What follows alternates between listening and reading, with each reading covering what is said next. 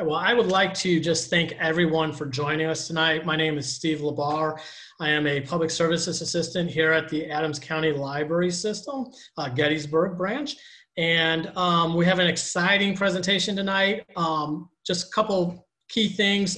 We kind of talked about this, but just to remind everybody, during tonight's presentation, if you have questions, go ahead and use the chat box on your Zoom screen. Go ahead and set it to all panelists and attendees, and that way everybody will be able to see those questions. During the Q&A portion, I'll make sure to let Melissa know what those questions might be, or if you have questions throughout, we might be able to interject some if they're relevant, and we can have her respond to those. So we'll go ahead and do it through chat.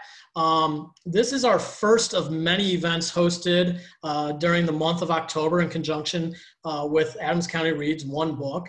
The Adams County Library System would especially like to thank both James and Cathy Gardner and WellSpan Health for making this program possible tonight. We appreciate their committed support in helping make this and other programs that we do throughout the year possible. So we'd like to give an extra shout out to those supporters. This year is an exciting year. It marks our 75th anniversary of the Adams County Library System. And although the way we access and use information is completely transformed during that time, the Adams County Library System's mission remains the same, and that is to provide residents with materials and information services for formal and lifelong learning, enrichment, and pleasure. Adams County Reads One Book is an annual program hosted by ACLS that began in 2011. The community-wide One Book, One Read has its roots going back to 1998 in Seattle, Washington, with communities coming together to share in the love of reading. It is our hope that the Adams County Reads One Book will encourage individuals across the Adams County region to connect through a shared reading experience and to explore local, regional, and cultural and recreational activities as a method of lifelong learning. This year's selection, as many of you know, was, I'll hold up a picture here for you, is The Woman Who Smashed Codes, A True Story of Love, Spies, and the Unlikely Heroine Who Outwitted America's Enemies by Jason Fagone. And so Jason has written a book, a biography actually, about Elizebeth Friedman, who played an integral role in our nation's history for 40 years. Fagone unveils America's code-breaking history through the prism of Smith's life, Elizebeth Friedman Smith's life, and bringing into focus the unforgettable events and colorful personalities that would help shape modern intelligence. So tonight, we have a special guest, and that is Melissa Davis, the director of the Library and Archives at the George C. Marshall Foundation in Lexington, Virginia. And she will be talking about Elizabeth's life away from code breaking, how she and William, her husband, decided to donate their personal collection to the George C. Marshall Foundation, and provide a little bit of information about the Friedman Room and some of the collections that they hold, and updates on the collection and Elizabeth's memory. So at this time, I'd like to turn over the presentation to Melissa Davis. Thank you very much. I appreciate being here. I appreciate being invited. Talking about Elizabeth Smith Friedman is one of my very favorite things to do. And so it's truly a pleasure to be joining you tonight. I am heartily sorry that we can't be face-to-face together, but I am glad that we have the technology that we can do this anyway. So without further ado, let's get started.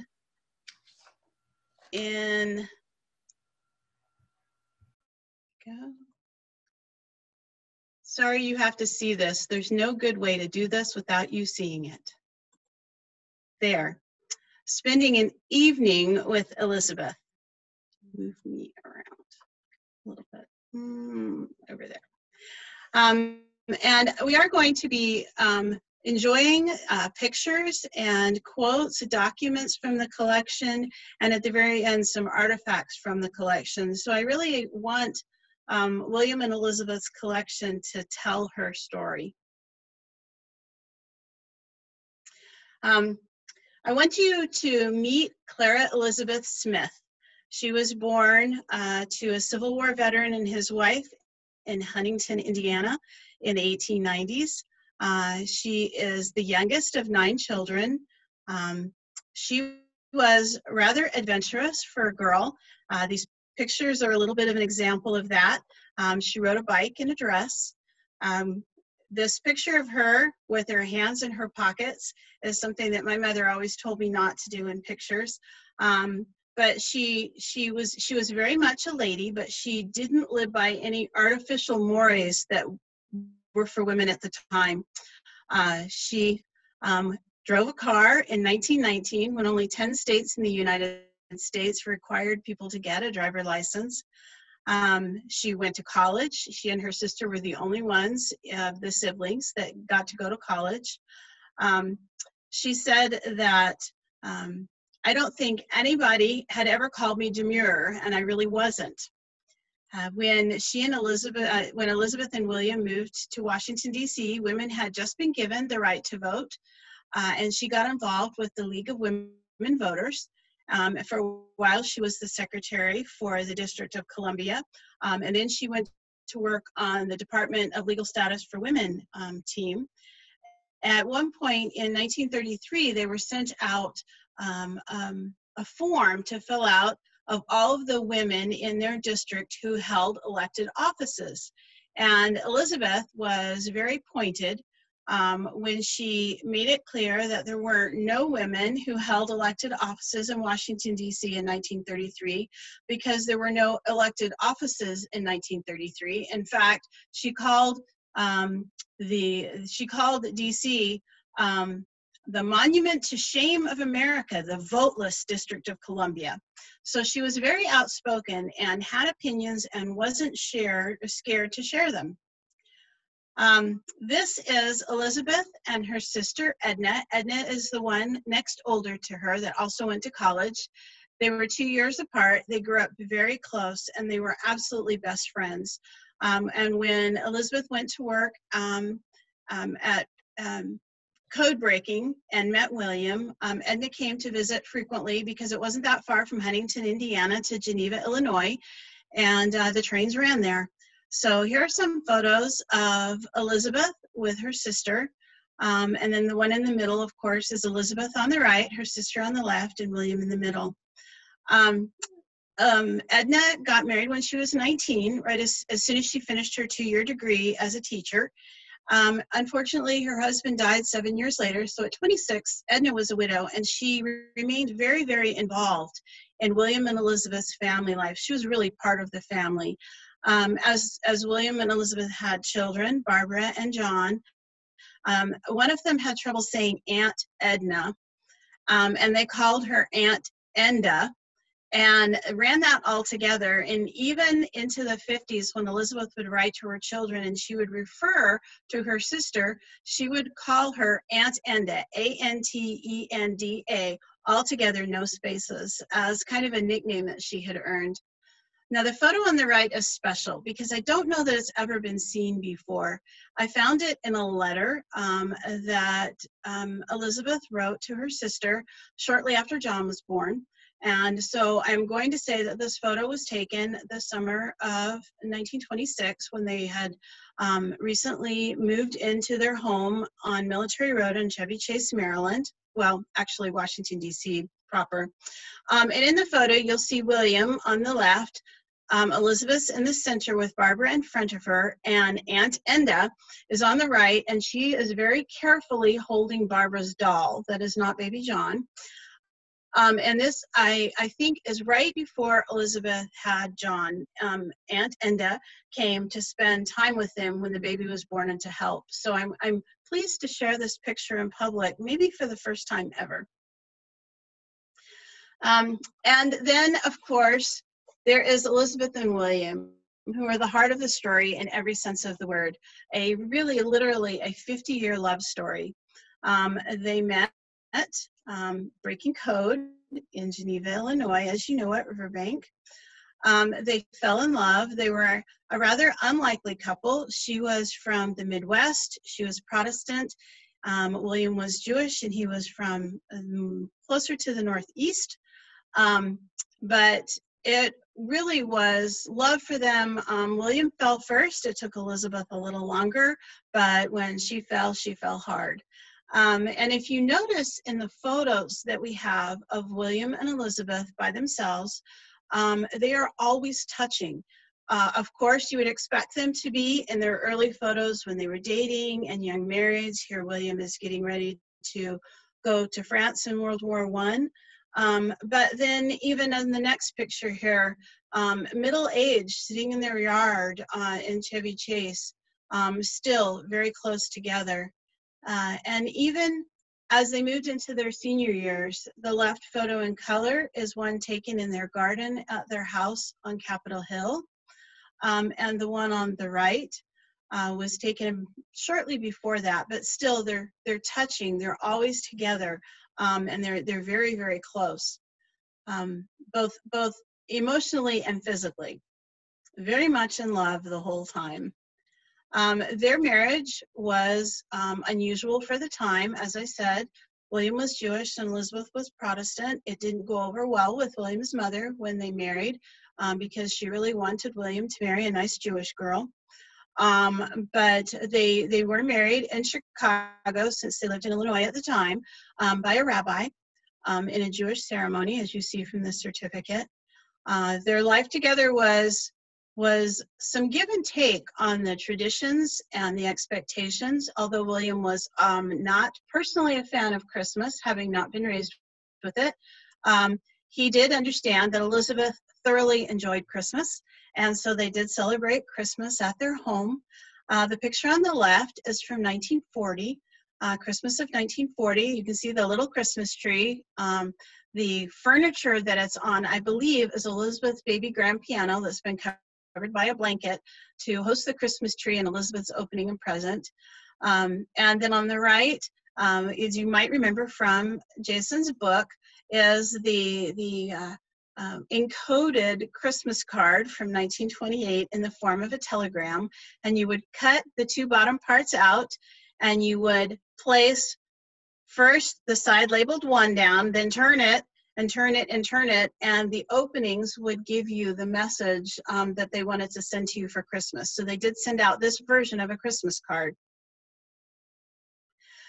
Elizabeth and William loved to travel from early days, and in the early part of their marriage, that didn't mean going very far. In this case, a canoe on the Potomac River outside of Washington, D.C. I don't know who took this picture, but I think it's rather interesting that William is very comfortably lounging in a bathing suit of the era, while Elizabeth is the one in the back paddling the canoe. The picture on the right was taken when, after retiring, Elizabeth and William went to Sweden to visit their friends, Mr. and Mrs. Boris Hagelin. And this picture was taken in Sweden. Although they're not actually touching each other, look at how they are looking at each other, still very, very attached. And I want you to notice what Elizabeth's holding in her hands, because that's important later on. When Elizabeth and William retired, they finally got to work together again. You know, they started out their life at Riverbank working together, but then their careers took them totally different directions doing the same thing. But because they were working for different organizations, William for the Army, Elizabeth for the Navy, and then for the Coast Guard, they weren't allowed to talk about work at all. In fact, at one point in about 1940 to 42, they were with their teams, each reverse engineering an Enigma machine to be able to solve for the encodings that were coming more quickly. And neither knew that the other was working on the same project because they couldn't talk about it. But finally, after retirement, they got to go back to work together. The picture on the left is in their study and their house at Capitol Hill. And they worked, you know, in the beginning, of course, they had worked to prove that there was Baconian ciphers in Shakespeare and that Bacon had actually written Shakespeare's play, which quickly neither of them had come to believe. So when they were retired, they went back and revisited that, and through research and work, they were able to prove that indeed there is no Baconian ciphering in Shakespeare's plays, and Shakespeare did write his own plays. They published the book, The Shakespearean Ciphers Examined. It was award-winning. And the picture on the right is when they had a part of a short book tour that they gave. And you can see again, they're standing close together, they're holding hands. You can see how happy they are just to be together, to have worked together again on a project, and not have to keep secrets from each other was just a joy to them. Elizabeth did say later that she wished that publisher had chosen a different title for her book, because she felt like the word examined indicated there was something there to see and to find, and in truth, there was really nothing there. There was nothing to the idea of Baconian ciphering. So she said if it were ever republished, she wanted to change the title. And finally, I wanted to show you this picture of Elizabeth and William, sort of. This is in 1974, after William had died. The NSA dedicated their auditorium and named it the William Friedman Auditorium. And this is a bust that was part of the dedication that sits outside of the auditorium. And in this photo, you can see, here's Elizabeth still gazing lovingly at William, and as she did for 50 years. Family was extremely important to William and Elizabeth. They were so thrilled when William had come back from World War I, and they had gotten settled in Washington, D.C., and they were able to start having a family. Barbara was born when Elizabeth was 31 in 1923, and she was 33, turning 34 when John was born in 1926. Barbara said as an adult, she recounted this to a librarian who worked here, that her mother had terrible, terrible morning sickness that never went away when she was pregnant. She was so, so sick. She said that when she was pregnant with Barbara, when Elizabeth was pregnant with Barbara, they discovered that she had a congenital defect of her pelvis bone. And her pelvis bone was damaged during the pregnancy, and so after Barbara was born, Elizabeth had to wear a body cast for quite a period of time to let her bones heal from the pregnancy.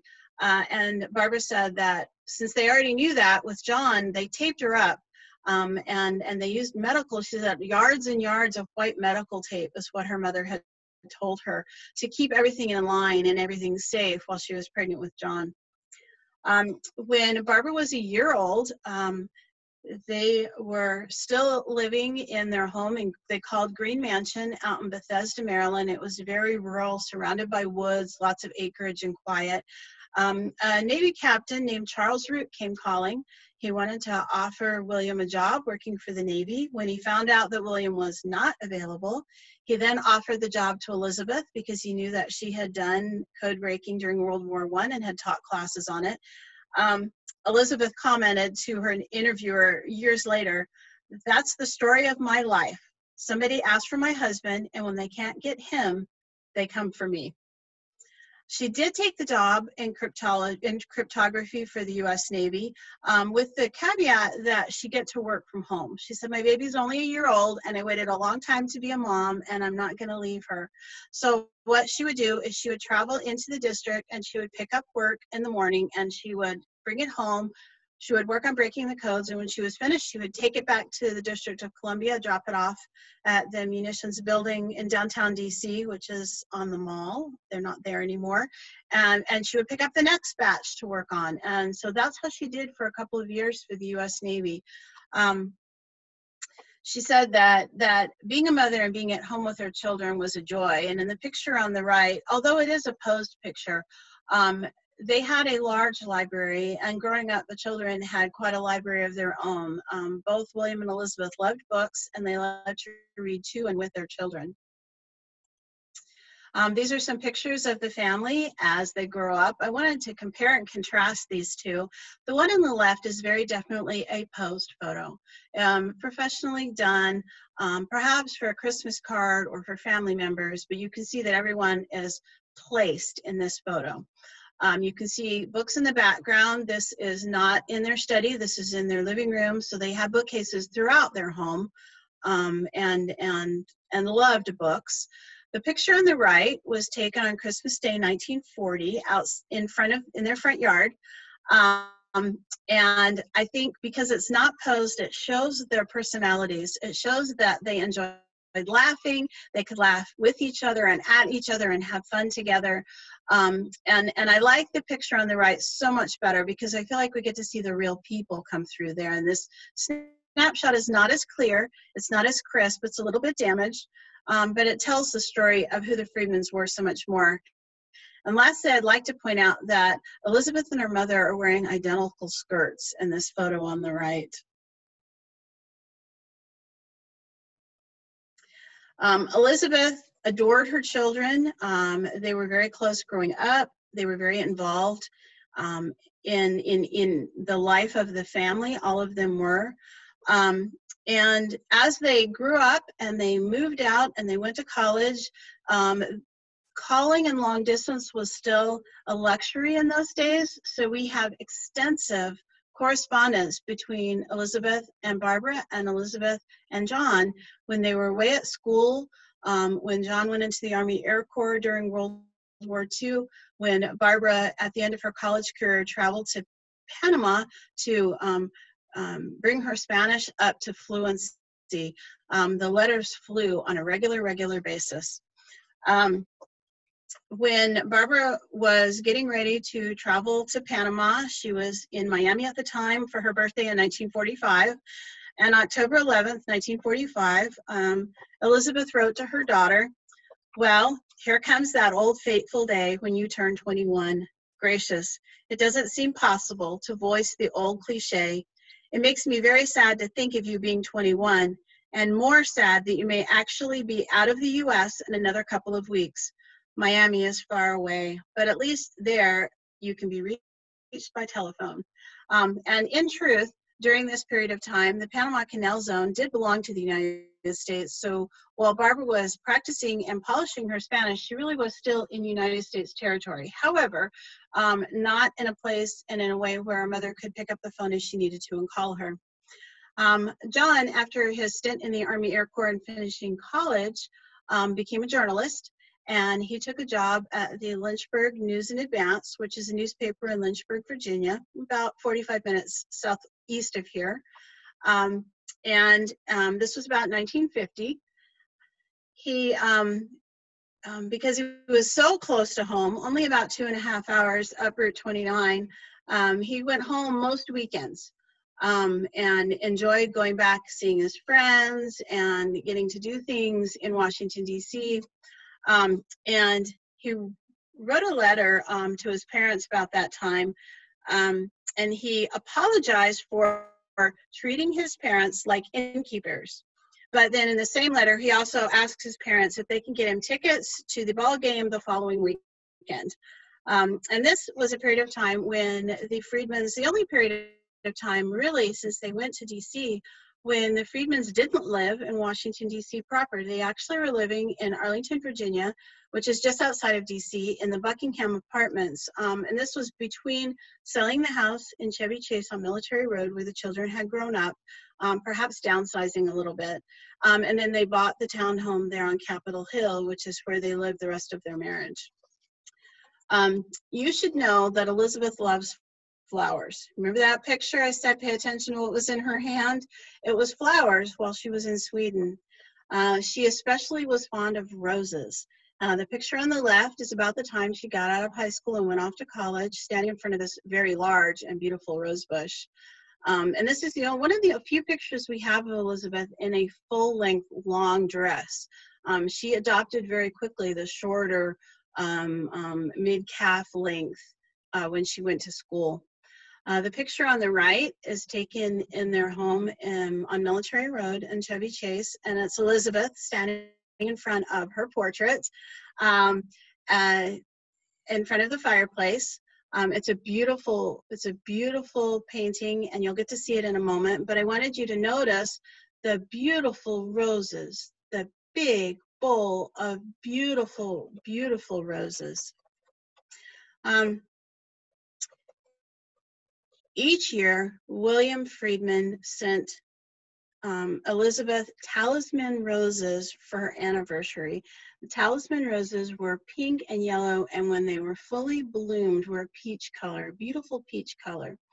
And William would send them to Elizabeth every year for their anniversary. On their 25th anniversary in May 1942, Elizabeth wrote to Barbara, "The roses are in bloom, and I have filled the house with pink, white, and yellow roses from our own bushes, as well as pink and yellow honeysuckle, exquisitely fragrant." And then guess what? Our usually unneighborly neighbor brought over two no less, huge armfuls of Paul's scarlet roses. I banked the gorgeous red things on the mantelpiece. I had great centerpiece for them at the table. And she was so excited to tell Elizabeth about the beautiful roses that she had to celebrate their anniversary and how lovely they smelled. She loved roses so much that when they bought their town home in Capitol Hill, William planted a talisman rose bush. Several years later, you'll see how beautiful it has grown and how big, and how much William loved to have those flowers for Elizabeth to enjoy every day as she went out into their garden. Elizabeth also loved animals. She adored animals. She said, "We purchased a thoroughbred Airedale puppy when we lived at Green Mansion. That's the black and white house on the left. That was in the middle of the woods in Bethesda, Maryland, when they lived where Barbara was born." She said, "When we lived at Green Mansion, when the puppy was 6 weeks old, to be a companion and a watchdog for our baby daughter. The two grew up together, and the dog was indeed a kind of private bodyguard for the child. We had named the dog Crypto." Isn't that great? Crypto. "He grew up and was absolutely wonderful dog for the type of situation we had at the time. However, when we moved into the city, we found that Crypto was more of a chore than a joy." And you see the colored picture on the right is actually from Google Maps, because I don't have a great photo of their house, but this is the house that they built in Chevy Chase just before John was born in about 1925. This was the house that they moved to with their dog, who had gotten used to living in the country. Crypto was so used to being unrestrained in the country that he roamed, and not always thoughtfully and in the proper places.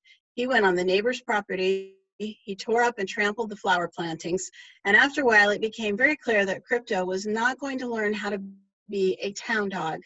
When the Friedmans built this home, they saved some money by not having the yard done when they built the house. And they did that for two reasons. One, they wanted to be able to make the yard and the garden what they wanted it to be, but also to save some money. And in setting up the yard and the garden, they did pay someone to come in, a contractor to come in and to plant the sod so that they could have a really nice yard. And it turned out that the man who came to put in the sod and to work in their yard fell in love with Crypto the dog. And Crypto the dog so enjoyed playing with this gentleman while he was putting in the sod for their yard. And since Crypto did not do well as an in-town dog, they rehomed Crypto with the man who came to work in the yard, and Crypto lived very happily out on his sod farm in Virginia. Elizabeth did say that the Crypto was the first of many dogs and cats that they supplied for their children. And there's photos that bear that out. The one on the left is a little bit fuzzy, but it's John when he was about a year and a half, maybe two, and he is holding a kitty cat. I'm not sure the cat is having as good a time as John is, but this was one of their cats. The picture on the right here is John, a little bit older, on a pony that came to visit his house so that he could ride the pony, perhaps for a birthday or a holiday. And then I have to wonder if the love of dogs is strictly for the Friedman children, because we have this wonderful photo on the left of William, retired, and sitting at his feet is a beautiful German Shepherd. And the other photo is William and their German Shepherd having a good old-fashioned stick pull. These pictures were probably taken while John was working at the newspaper in Lynchburg. He encouraged his parents to come down and visit. He said the mountains are only about 40 minutes west of here. It's beautiful, especially in the late summer and the fall. The weather is very temperate. So why don't you come and rent a place and enjoy some time down here? And I believe that these pictures were taken during that time in the early 50s. As you see from the picture on the left, William is sitting in a log cabin. And the picture on the right, the yard of the log cabin is surrounded by a field. So I believe this is when they were visiting, but you can see that William and the dog had a very close relationship. Elizabeth loved to get dressed up, and she didn't often have the opportunity to do that. Her job kept her gone long hours. William's job required long hours at work and a lot of travel, and then the Depression came along, and then World War II came along, and so the opportunity for Elizabeth to dress up and go out didn't happen very often. In fact, in a letter, February 22nd, which was Washington's birthday, 1945, she wrote to Barbara and said, "We are going to the Raleigh for dinner and dance. Such occasions have been so few in our lives these war years that I am really almost thrilled. I have manicured and dressed in great detail, taking an hour and a quarter to get ready. So if for nothing else, I shall probably remember this Washington's birthday." And here's a couple of pictures of Elizabeth dressed up. The one on the left is talking with someone at a dinner that was held for some friends of theirs.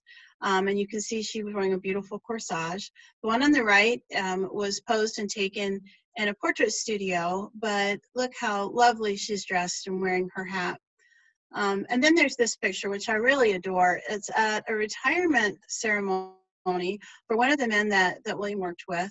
And you can see that Elizabeth dressed up to the nines. She has on the long velvet gloves, and she has on a sparkly dress and a beautiful, beautiful hat, and big sparkly earrings. And look how happy William is in that photo. And there again, although they're standing with a friend on the left, they're right there, they're together, they're touching. And William, of course, is wearing his signature bow tie. No matter how dressed up he got, he always wore his signature bow tie.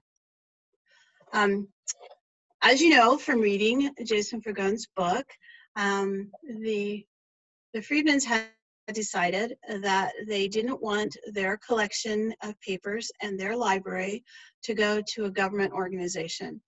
They were very sure that they would be stamp classified, disappear into a vault, and never be seen again.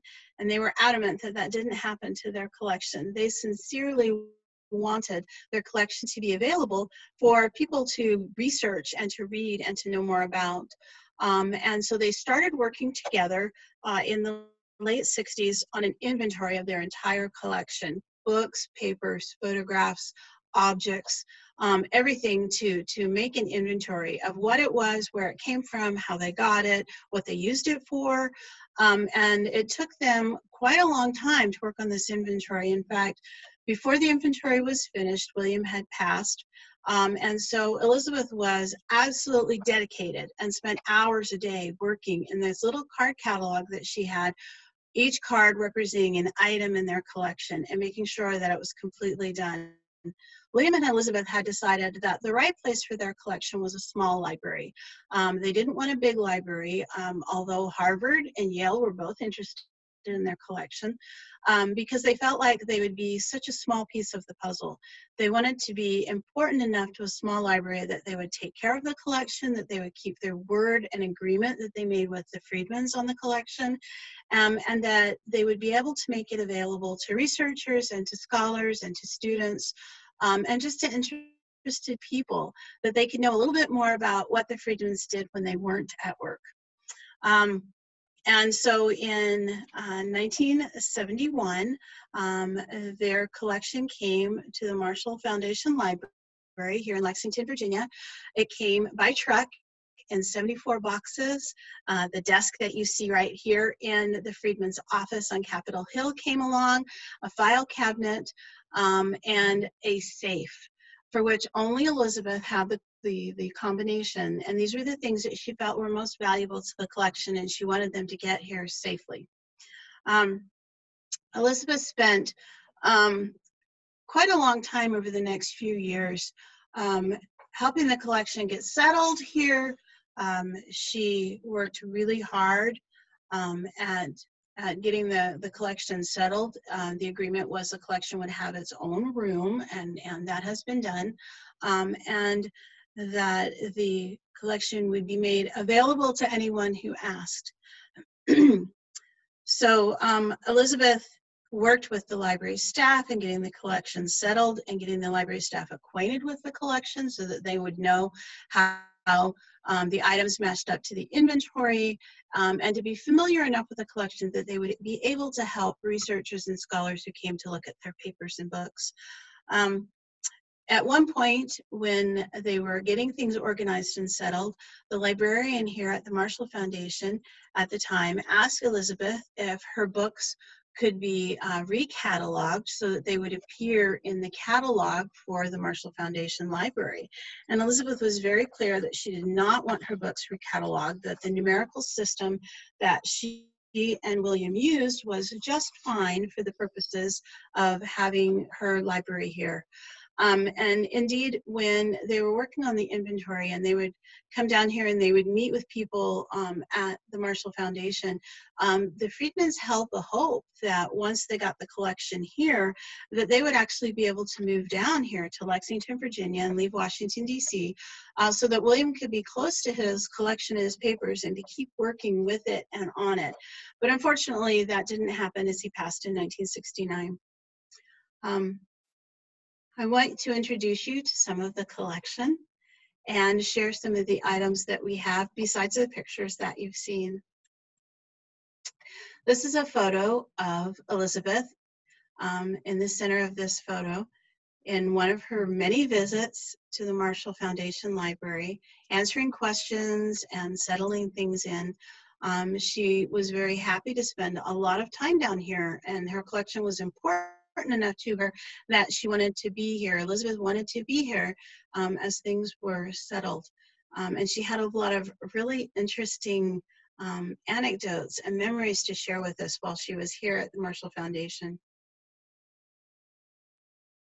I want to introduce you to the Marshall Foundation Friedman Collection Room. The color picture that you see on the right is indeed the desk that you've been seeing in their Capitol Hill study. That's the one that they used when they put the inventory together. It's the one that they sat at when they worked on the Shakespeare book. You'll see in the background shelves with their material, books and folders and file boxes full of information.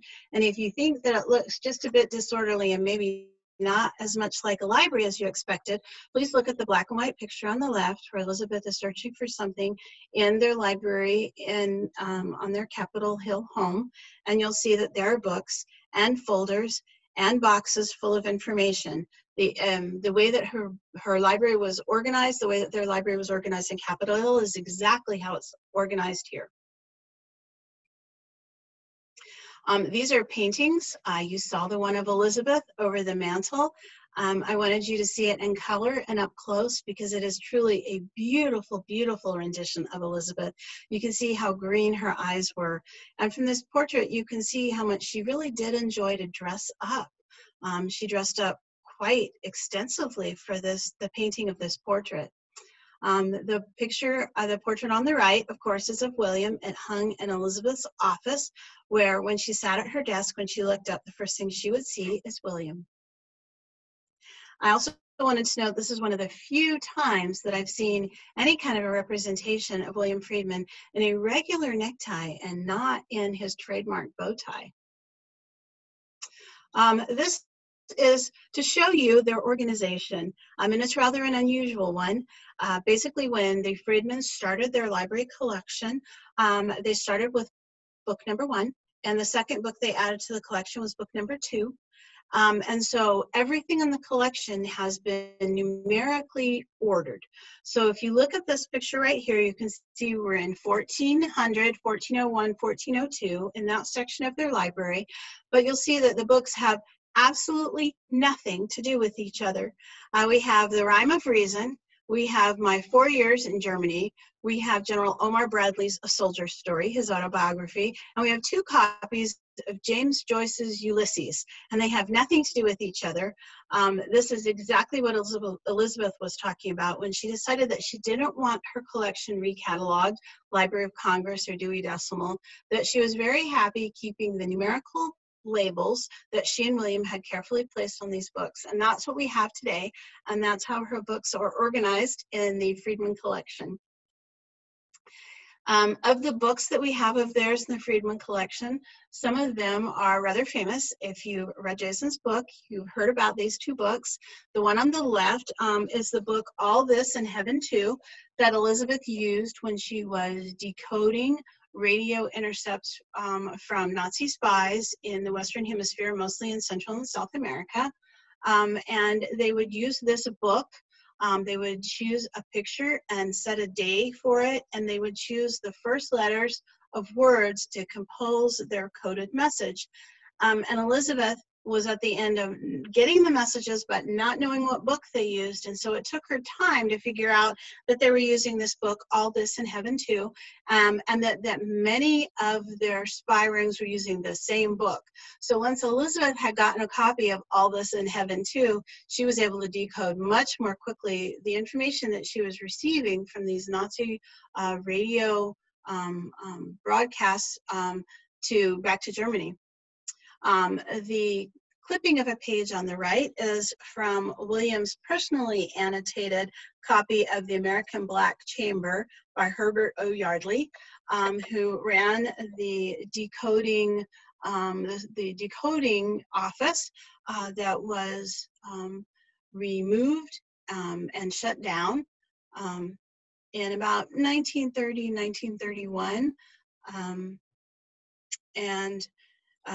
At the time that Herbert Yardley's code-breaking group was being shut down, Henry Stimson, who became later on the Secretary of War, said that he didn't think that it was very polite for one man to read another's mail, and that's when they were shutting down Herbert Yardley and his code-breaking office. And at the time, there was no law that says you couldn't talk about or write about what you had done once it was passed. There was no federal regulation against that. And Herbert Yardley was broke, and he was very unhappy that his office had been shut down, and he wrote a book called The American Black Chamber. And in it, he gave away a lot of secrets that William Friedman, among others, were very unhappy to see in print. And William read the book and made notes. This is William's handwriting in the book. I want you to notice the PS at the bottom of the page where it says, answering my own query, why? Maybe it is because why, and that's Herbert Yardley, why didn't know a good piece of work when he saw it.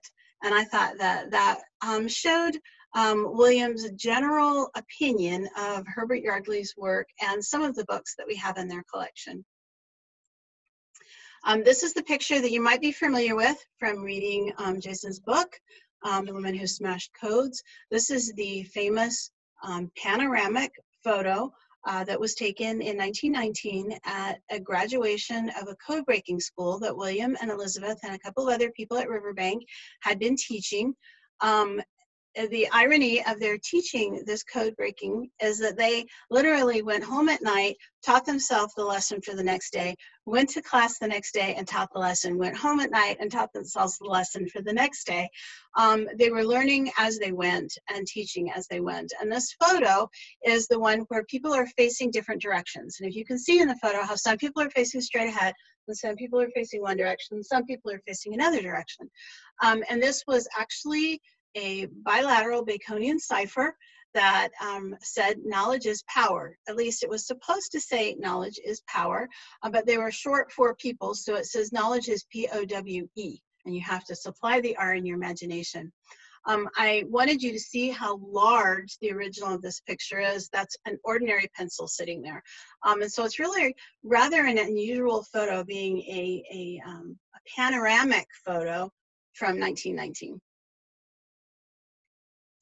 Some of the things that we have in the collection here are old. This is a reproduction of a printer's block on the left for the 1623 press of William Shakespeare's plays. We know that it is handmade. The printing block is handmade, hand carved, the metal of it, but we know that it's a reproduction, and it's one that William and Elizabeth bought when they were visiting Shakespeare's places in England, as a reminder of what they had worked with. The item on the right is a reproduction of Thomas Jefferson's wheel cipher. And the wheel cipher worked that both parties had to have the same contraption, and that they were aligned exactly identically. And once that the specific line was linked up exact, they could use any other line on the cipher to send the same message.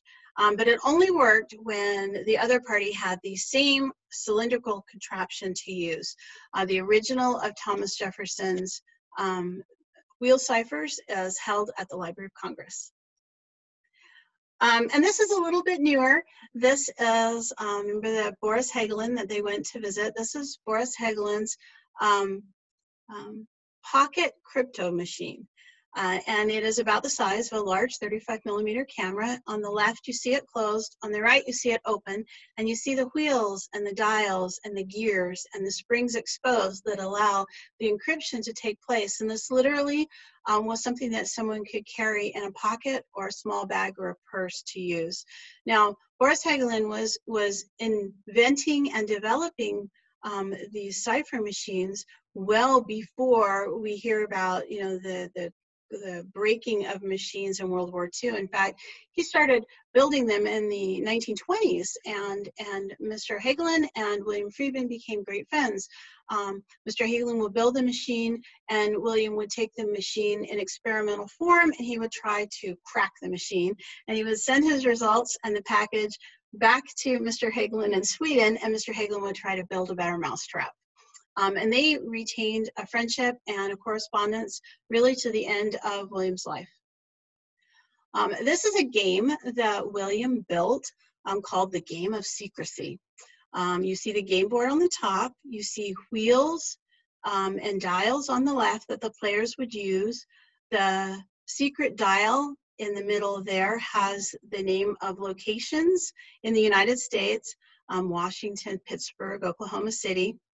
And these are part of the directions. There are 9 pages of instructions for this game. So you will see that when William sent it off to Milton Bradley as a suggestion for their development, they said it was too complicated.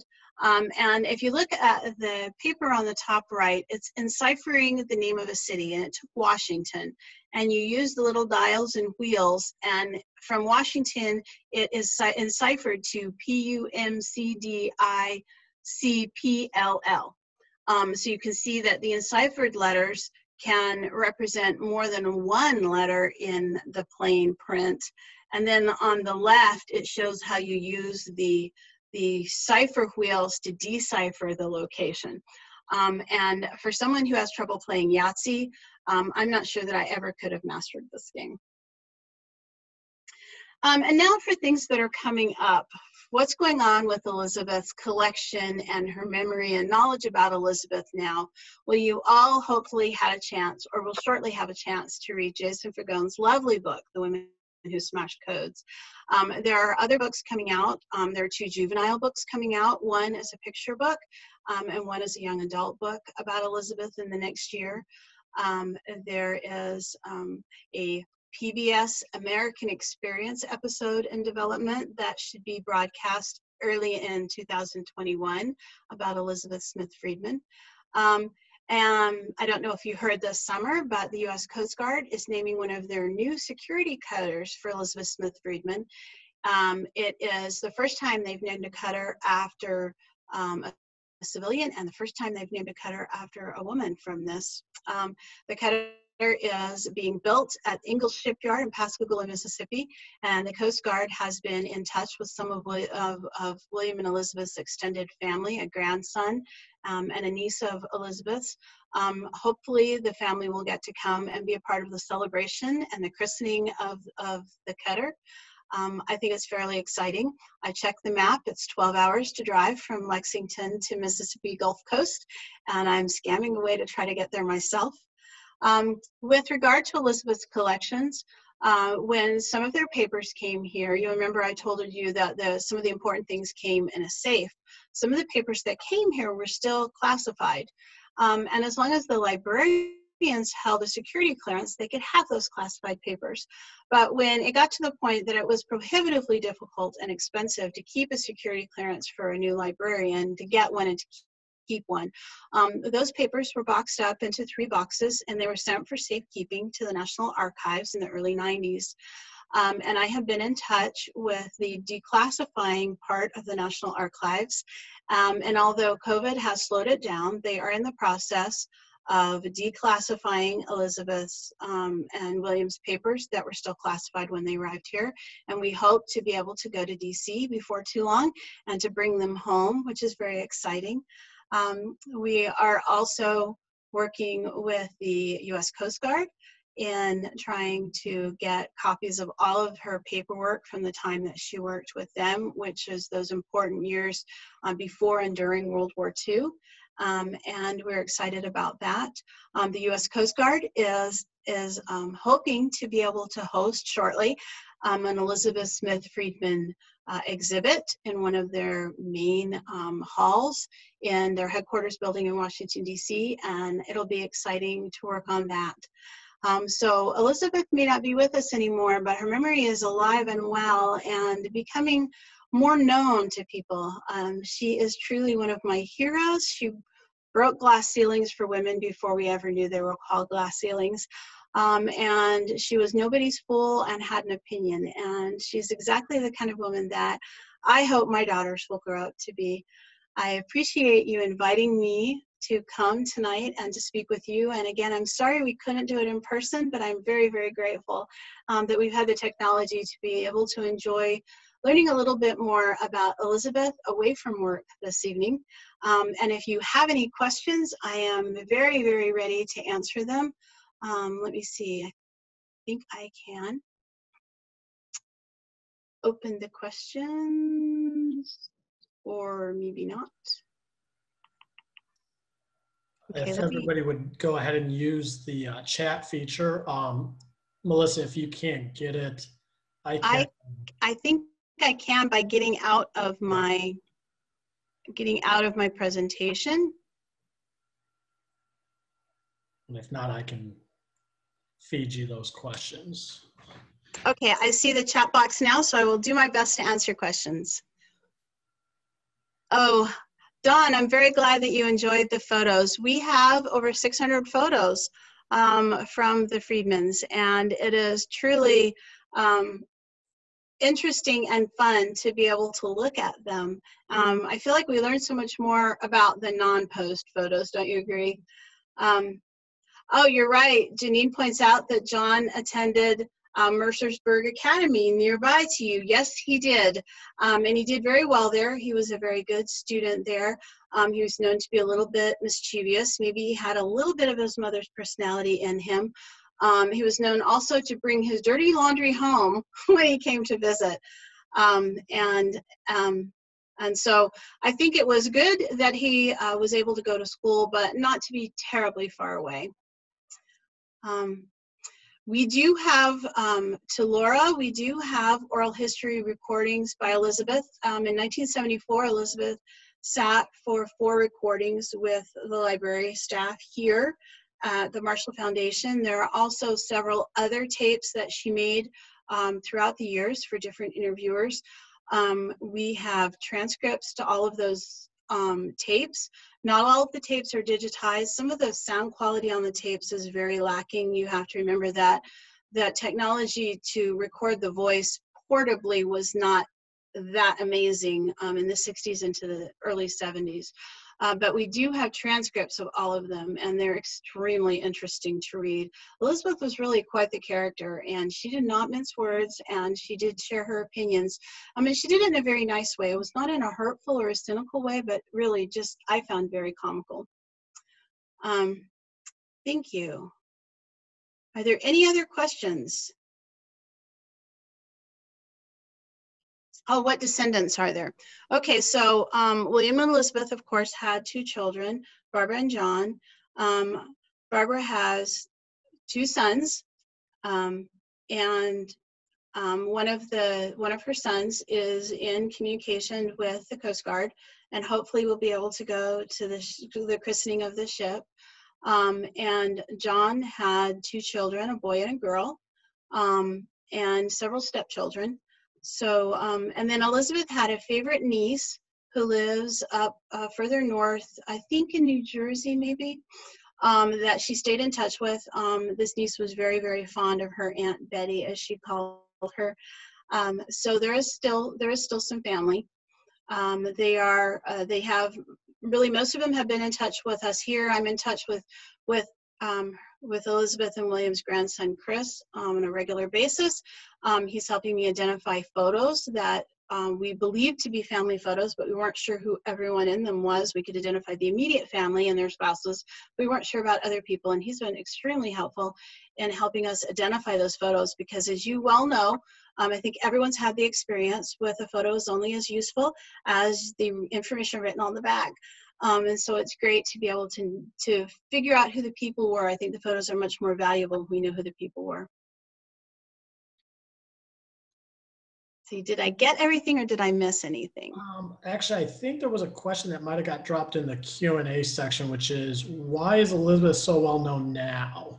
Was a question. Okay, well, you have to understand that William and Elizabeth were both asked to sign confidentiality statements that said that they literally would never talk about what they did for the government. And that's one reason that their private papers, correspondence, photographs, books, their collection that we have here is so valuable, because up until very recently, when things began to be declassified, you really couldn't get at anything about their official lives.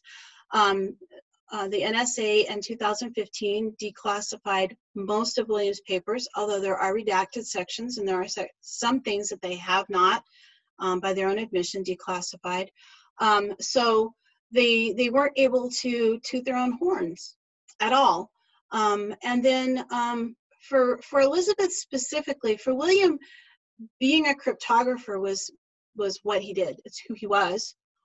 For Elizabeth, I think that her life was a little bit balanced a little bit differently, because you saw how interested she was in being a mom, that she wanted to work from home in 1924, and how she stayed in such close touch both ways with her children, even after they were grown, the letters back and forth weekly. That I think that being a code breaker was only part of her life. That she was a mother, and she was a grandmother, and she was a wife, and she was involved in working in her garden. She loved her flowers. And so I think for her, it wasn't as big a deal that she wasn't well known. Also, you have to remember that during World War II, when she was breaking codes for the Coast Guard, that the Nazi spy rings that she was spying on herself and breaking the codes for, that were in the Western Hemisphere, Central and South America, and some even in the United States, was actually done in conjunction with the FBI. She would break the codes and triangulate the locations by the radio signals, and then the FBI agents would go and arrest the spies. As we know, the head of the FBI never gave Elizabeth credit. You see that in, Jason talks about that in his book, that he made it seem like it was all the FBI's doing, that it was all the G-men's work, and never gave any credit to the Coast Guard and to the code breaking unit at the Coast Guard. So that she was deliberately hidden by government organizations. And then basically it faded from view. Because they couldn't talk about it, they couldn't show what they had done.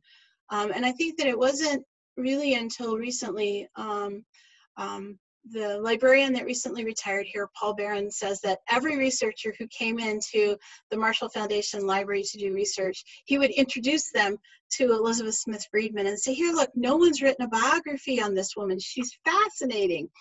And so he was over the moon thrilled when Jason Fagone came and spent a lot of time with Elizabeth and William's collection here. And finally, a book got written about Elizabeth. Some 30 years, 35 years after a biography had been written about William. So it's kind of a long answer to the question.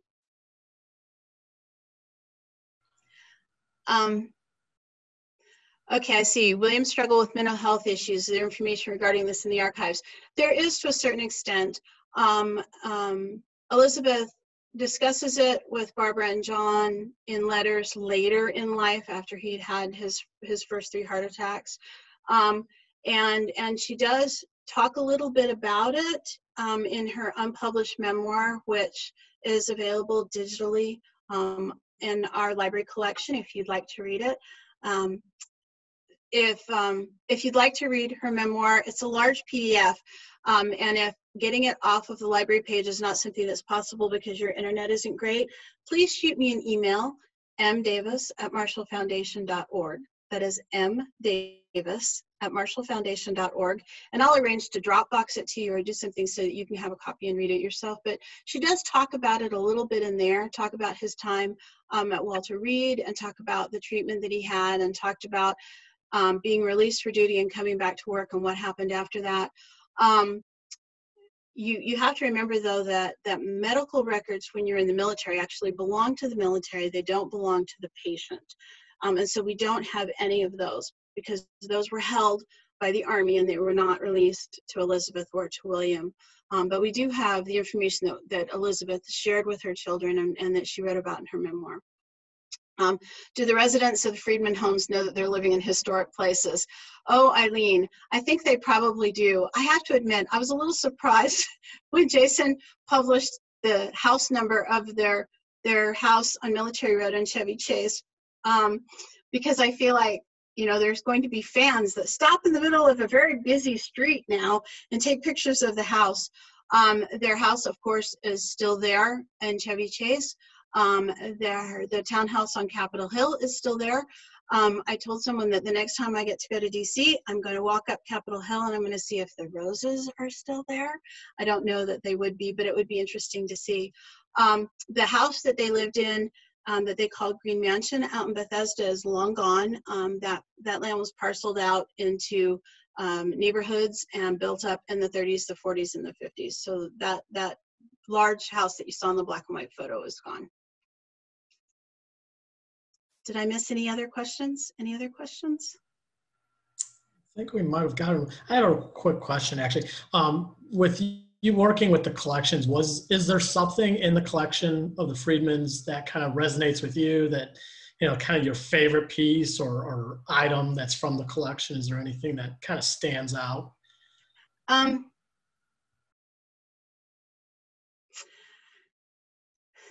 There is a particular letter that William wrote to Elizabeth when he was in France, and it was a low time for him. I think the time that he was in France may be the first inkling that we have of the mental health issues that he would suffer later on, and he's pouring his heart out to Elizabeth about how much he misses her and how much in a short time they had become a team, and he felt like he was working without half of his body, and that he absolutely could not wait to come home and just to be in her presence and to see her smile and to see the sunlight on her face. And that letter just touched me very, very deeply because my husband had been in the Army, and I know what it's like to be separated for a period of time and to be not with your other half. And so I treasure that one particular letter. Now, William was very effusive when he wrote his letters to Elizabeth, but that one particular one is very important to me. When Elizabeth wrote back to William, she was very newsy. She would catch him up on the family, on what's blooming in the garden and their friends and what was going on in her life. But his letters to her were always just very, very much full of love, very passionate, very, very caring. And you know, someone did mention, you know, brought up the mental health issues that William had. And I'd like to touch on that if I have just a moment. William and Elizabeth loved working together at Riverbank. That wasn't ever their problem with Riverbank, wasn't working with each other. It was who they're working for. And not being able to share. I mean, think about your own family life. When you go home, you talk about your day, you sit at the dinner table and you talk about what you did and what you learned and, you know, what kind of homework the children have, right? Elizabeth and William could not do that. And I think it was a lot harder on William than it was on Elizabeth. In fact, William reported at one point that his boss was worried, concerned that he might be sharing things with Elizabeth that she would understand because she was also a code breaker. And William was very hurt by that because he felt like one of the things he had really going for him was his ethics and his sense of honor. And he wrote very scathingly, which was kind of unusual for William. I felt like I needed to ask him if I could actually sleep in the same bed with my wife. So I think it was very, very difficult on William to be under the stress to breaking purple and inventing the machine that could read purple. And we were at war and he could save lives if you broke the code in time. And I think that was very hard on him, and he couldn't share it with the one person with whom he shared everything. And I think we have one last question, and that was, is the rock from Hitler's lair in your collection? I'm going to say, honestly, I'm not certain that we have that. I know that there are some things that are missing from their collection that didn't come to us. That's not one that I have come across, but I will let you know that I discover new and different things every time I work with their collection. I've been here a year today. Happy anniversary to me. And so there may be things that I don't know about. You have to also know that their room is in a separate section of the building than where the 3D items like the Hagelin crypto device and William's game are kept with museum collections downstairs. And I have to admit, I'm not as familiar with those. I haven't spent as much time with those. But you also are aware that things were removed from their collection when they were in Capitol Hill. Jason talks about it pretty extensively in his book. And so there are some things that we know once were there but aren't there any longer. So I have to say, unqualified, I don't know. Is that okay? Yes, that's fine. So yeah, I think everybody has gotten questions in. So I just want to thank you, Melissa, for doing this presentation. Absolutely. I mean, it's fascinating to look at the original artifacts and the documents and to know that these things still exist, that they were able to, give them over to the library and that you guys are preserving that history and moving it forward. So it's just an awesome presentation. We enjoyed it. And I want to thank everybody for coming out tonight. Thank you. Thank you. If you are interested in other programs that we're hosting during the One Read throughout October, we have several for the Gettysburg Library specifically. On October 13th, we have Executive Director Pete Mealy talking from Seminary Ridge Museum and Education Center. We'll be presenting on Civil War codes and ciphers. That's again October 13th. October 16th, a Friday at 10 a.m., we'll be doing a specific book discussion group. And then on October 20th at 6:30 p.m., you will not want to miss it. Jason Fagone will be with us talking about his writing and writing the book and talking about Elizabeth and William. So don't miss those items. You can check those out. If you want to register, just go on our website, adamslibrary.org, go to the calendar of events, and the registration is there, and then your Zoom will be linked when the registration concludes, like we did this one. So again, Melissa, I'd like to thank you for giving a wonderful presentation. Thank you so much, and I hope that maybe when things open up and again, since we're not that far away, about 3 hours, if anyone is interested in coming to see the Friedman collection, please give me a call. I'm so happy to share it with them. Sounds great. Yep. Thank you. Thank you, everybody.